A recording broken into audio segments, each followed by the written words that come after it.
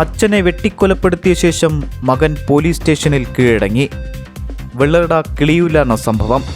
രാത്രി 10 മണിയോടെയാണ് ദാരുണമായ സംഭവം അരങ്ങേറിയത്. കുടുംബ പ്രശ്നങ്ങളാണ് സംഭവത്തിന് പിന്നിലെന്നാണ് നാട്ടുകാർ ആരോപിക്കുന്നത്. കിളിയൂർ സ്വദേശി 70 വയസ്സുള്ള ജോസാണ് കൊല്ലപ്പെട്ടത്.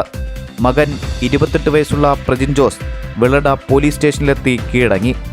പോലീസ് സംഘം സ്ഥലത്തെത്തി തുടർ നടപടികൾ സ്വീകരിച്ചു തുടങ്ങി. സംഭവ സമയത്ത് പ്രജിൻ്റെ അമ്മ സുഷമകുമാരി വീട്ടിലുണ്ടായിരുന്നു. ബോധരഹിതയായ സുഷമകുമാരിയെ സ്വകാര്യ ആശുപത്രിയിൽ പ്രവേശിപ്പിച്ചു.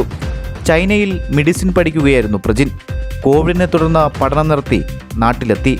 സ്വതന്ത്രമായി ജീവിക്കാൻ വീട്ടുകാർ അനുവദിക്കുന്നില്ലെന്നാണ് പ്രതിയുടെ മൊഴി. പ്രജിനെ വെള്ളറട പോലീസ് ചോദ്യം ചെയ്തു വരികയാണ്. ജോസിന്റെ മൃതദേഹം തിരുവനന്തപുരം മെഡിക്കൽ കോളേജിലേക്ക് മാറ്റി.